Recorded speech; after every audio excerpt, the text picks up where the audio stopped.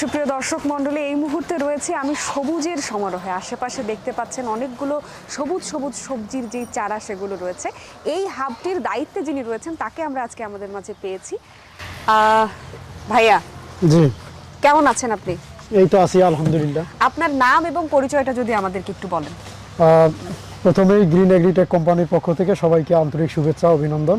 আমার নাম মোহাম্মদ ওবায়দুল হক। আমি গ্রিন এগ্রিটেকে প্রায় 3 বছর থেকে আমি কর্মরত আছি এবং এই নার্সারির দায়িত্বে। এই নার্সারিতে আপনি কি করছেন আসলে? এই নার্সারিতে মূলত আমরা সবজির চারা উৎপাদন করি। এই চারা দেশের বিভিন্ন জায়গায় আমরা কোরিয়ার সার্ভিস বা যে কোনো যোগাযোগের মাধ্যমে আমরা পাঠাই দিই। পরিচর্যা কিভাবে করেন? পরিচর্যা, আমরা একটা বীজ নিয়ে আসি, সেই বীজ আমরা রোদে শুকাই, শুকানোর পরে ওটাকে আবার ঠান্ডা করে আমাদের জার্মিনেশন বক্স আছে, সেখানে ভিজিয়ে আমরা জার্মিনেশনের বক্সে দেই। সেখান থেকে যখন অঙ্কুরোদ্গম বা গাছের চারা বাইর হয়, তখন আমরা এখানে যে সিডলিং ট্রের মাধ্যমে কোকোপিট দিয়ে সেখানে একটা করে বীজ দিয়ে আমরা তারপর পরিচর্যা শুরু করি। যারা চারা বিক্রেতা রয়েছে তাদের আসলে কি কি সুবিধা হয় এইভাবে যদি তারা কাজ করে আপনাদের সাথে? বর্তমান সময়ে তো সময় সবার এরকম হয় না। আগে তো জমির কোনায় কোনায় চারা উৎপাদন করা হতো, এখন ওইভাবে আর জমিও নাই বা ওইভাবে মানুষ করতেও চায় না। সেই ক্ষেত্রে বর্তমানে যে নার্সারির মধ্যে যে চারাগুলো উৎপাদন হয়, এটাই সবচেয়ে পারফেক্ট। তাদের সময় বাঁচলো। তারপর আমরা যেভাবে তৈরি করি ওরা তো ওইভাবে তৈরি করতে পারে না। এটা রোগ জীবাণু থেকে শুরু করে আবহাওয়ার সাথে মিশ্রিত করে আমরা এটা চারাটা উৎপাদন করি। আমি দেখতে পাচ্ছি যে এখানে পলিশেডের ভেতরে আপনারা চারা উৎপাদন করছেন, মানে এটাতে আসলে সুবিধা কি কি? পলিশেডের ভিতরে চারা উৎপাদন করার সুবিধা হলো এটা একটা নিয়ন্ত্রিত জায়গা হয়ে গেছে। এখানে গরু ছাগল বা বাইরের যে পোকামাকড়ের একটা উপদ্রব আছে সেটার থেকে অনেকটা সেফটি। বাইরের যে আবহাওয়া, অতিরিক্ত তাপমাত্রা বা অতিরিক্ত বৃষ্টি, সেটা থেকেও অনেকটা আর কি সেফ চারা। এই কারণে পলিশেড আর কি অত্যন্ত গুরুত্বপূর্ণ চারা উৎপাদনের জন্য। বা আর যে কোনো চারার যে কোনো রোগ ব্যাধি থেকে পুরো আর কি সেফ, মানে নিরাপদ আর কি এই পলিশেডের ভিতরে। এই কারণে পলিশের চারা উৎপাদনের জন্য একটা গুরুত্বপূর্ণ আর কি। ভাই, আপনার এখানে পরিচর্যাটা আপনি কিভাবে করেন? এখানে পরিচর্যাটা হইল, এখানে পরিচর্যা বলতে সকালে একবার পানি দিতে হয়, বিকেলে একবার পানি দিতে হয়।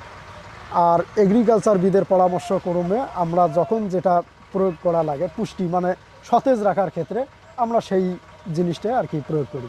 যদি কোনো চারার মধ্যে রোগবালাই দেখা যায় তখন কি করেন? যদি কোনো চারার মধ্যে রোগবালাই হয় আমরা সেটাকে আলাদা করি এবং কি রোগ সেটা আমরা চিহ্নিত করি। আমাদের এগ্রিকালচারবিদ আছে, উনি দেখে যে এই চারার মধ্যে কি সমস্যা, আমরা ওই ট্রে বা ওই গাছটা মূলত আলাদা করি। করার পরে বাকি যে চারাগুলো আছে সেগুলো চারা যেন সতেজ সবল হয় সেই ব্যবস্থা আমরা গ্রহণ করি। আর কৃষক ভাইরা আমাদের কাছ থেকে যদি যেন কোনো চারা যেন দুর্বল বা রোগাক্রান্ত চারা না পায়, আমরা সেই দিকটা 100 ভাগ খেয়াল রাখি। কারণ বর্তমান সময় খুব স্বল্প, সবার সময়ের প্রয়োজন। এই কারণে আমরা চাই 100% সুস্থ সবল চারা যেন কৃষকরা পায়। এই দিকটি আমরা বিশেষভাবে আর কি 100% খেয়াল রাখি।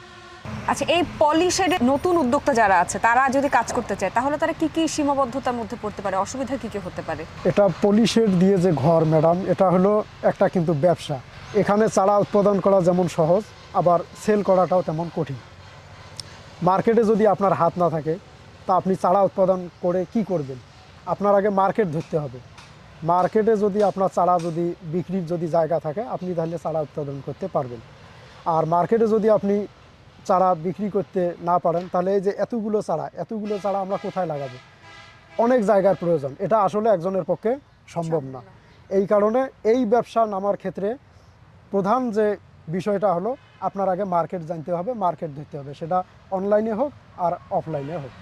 মার্কেট যদি আপনার থাকে তাহলে আপনার নিশ্চিন্তে চারা উৎপাদন করতে পারবেন। এই গ্রিন এগ্রিটেকের এই হাবটি হচ্ছে রংপুরে। এখন ধরেন যে বাংলাদেশের বিভিন্ন জায়গা যেমন গাইবান্ধা, দিনাজপুর, বগুড়া, যে কোনো প্রান্তে যদি কোনো নতুন উদ্যোক্তা নতুনভাবে কাজ শুরু করতে চায়, হাব তৈরি করতে চায়, তাহলে সে আসলে প্রথমে কোন জায়গাটাতে ফোকাস করবে, মানে তার চ্যালেঞ্জটা আসলে কি হবে? ধন্যবাদ। যদি কেউ যেমন রংপুরে আছে, কেউ কুড়িগ্রামে বা গাইবান্ধা বা লালমনিরহাট এরকম যদি কোনো জায়গায় যদি কেউ হাব তৈরি করতে চায়, তার প্রধান যে কাজটা হলো প্রথমে তাকে প্রধান বিষয়টা নিয়ে ভাবতে হবে যে আমার এই এলাকা কোন আবহাওয়ার উপর নির্ভরশীল। এবং আমার এই এলাকায় সবজি কোনটা ভালো উৎপাদন হয়, আবহাওয়ার সাথে কোনটা আর কি অ্যাডজাস্ট আছে, প্রথমে তাকে সেই আবহাওয়ার সাথে অ্যাডজাস্ট করে সেই চারাটাই উৎপাদন করতে হবে। সেই চারাটা যদি ওই এলাকায় যদি মানে সে বিক্রি করতে পারে, নেক্সট যে সিজন সেই সিজন আবার ফলো আপ করবে যে পরের সিজন আমাদের কি প্রয়োজন, এই দিকগুলো বিবেচনা করে যদি সে চারা উৎপাদন করে আমার মনে হয় সে গেইন করতে পারবে। সেটা হলো এলাকা ভিত্তিক, আবহাওয়া ভিত্তিক এবং চাহিদা অনুযায়ী এই বিষয়গুলো আর কি খেয়াল রাখতে হবে। এই যে চারাগুলো আপনারা উৎপাদন করছেন, প্রত্যেকটা চারাতে কি পরিমাণে লাভ হতে পারে? আমাদের প্রত্যেকটা চারার পিছনে লাভের যেটা অংশ সেটা হলো চারা ভেদে আর কি আমাদের লভ্যাংশটা হয়। সেটা হলো বেগুনের চারা, মরিচের চারা, এদের মানে খরচের পরিমাণটা একটু কম, সেই কারণে ওখানে 20 পয়সা 30 পয়সা এরকমভাবে লাভ হয়। এরপরে পেঁপের মধ্যে যখন ওখানে একটা খরচ বেশি পড়ে, সেটা হলো ওখানে যে কোকোপিট ওটা বেশি যায়, পরিচর্যা করতে হয়। আচ্ছা, প্রতি মাসে আপনাদের চারা কতটুকু পরিমাণে সেল করেন আপনারা? প্রতি মাসে গ্রিন এগ্রিটেক কোম্পানির কমপক্ষে 3 থেকে 4 লক্ষ চারা দেশের বিভিন্ন জায়গায় দেওয়া হয়। আর একজন যদি এই উদ্যোক্তা হতে চায়, যারা উদ্যোক্তা হতে চায় চারার বিক্রির ক্ষেত্রে, তো তাদেরকে আপনি কিভাবে মোটিভেট করবেন বা বলবেন যে এই চারাগুলো বিক্রি করে প্রতি মাসে কি পরিমাণে লাভ করতে পারেন? তাদেরকে আমরা এইভাবে মোটিভেটেড করব যে কেউ যদি এই ব্যবসার সঙ্গে জড়িত হতে চায়, আমাদের এগ্রিকালচারবিদ আছে, কোম্পানির থেকে আমরা তাদেরকে ট্রেনিং দেওয়ার ব্যবস্থা রাখা হয়েছে। কোম্পানির থেকে ট্রেনিং দিবে, এরপরে উনি এই ব্যবসা করতে পারবে।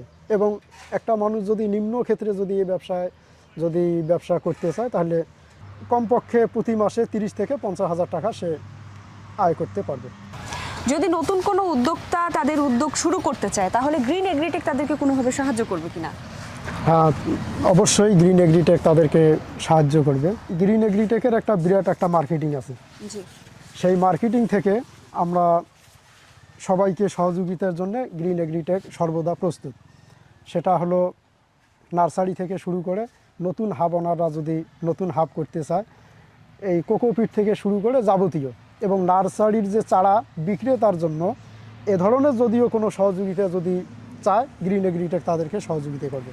কারণ গ্রিন এগ্রিটেকের বিশাল একটা মার্কেটিং আছে, সেটা অনলাইনে হোক অফলাইনে হোক যে কোনোভাবে হোক তাদেরকে সহযোগিতা করা হবে। কি কি বিষয়ে সাহায্য করতে পারেন তাদেরকে? সেটা হলো তারা যদি শেড তৈরি করতে চায়, চারা উৎপাদন করতে চায়, বা চারা মিডিয়ার যদি দরকার হয়, বা যদি চারা বিক্রির জন্য যদি কোনো পরামর্শ লাগে, তাহলে গ্রিন এগ্রিটেক সর্বদা প্রস্তুত। সেটা যে কোনো বিষয়ে তারা পরামর্শ চাইলে তারা গ্রিন এগ্রিটেকে যদি আসে, সেখানেও তাদেরকে পরামর্শ দেওয়া হবে। এবং আমাদের গ্রিন এগ্রিটেকের যেটা প্রধান হলো, এখানে একটা ট্রেনিংয়ের ব্যবস্থা করা আছে। যে কোনো লোক আসলে তাদেরকে ওইভাবে ট্রেনিং দিয়ে আমরা তাদেরকে প্রস্তুত করে দেওয়ার চেষ্টা করি। অনেক ধন্যবাদ ভাই আপনাকে এত চমৎকার করে বিশ্লেষণ করবার জন্য। সেই সাথে যারা দর্শক আমাদেরকে দেখছেন, আজকের মতো বিদায় নিচ্ছি গ্রিন এগ্রিটেকের এই সবুজ হাব থেকে। আপনাদের যে কোনো ধরনের পরামর্শের জন্য আমরা গ্রিন এগ্রিটেক সদা প্রস্তুত। আপনাদের স্ক্রিনে দেওয়া নাম্বারে যোগাযোগ করতে পারেন আপনাদের যে কোনো প্রয়োজনে। আবারও কথা হবে নতুন কোনো ভিডিওতে, নতুন কোনো বার্তায়।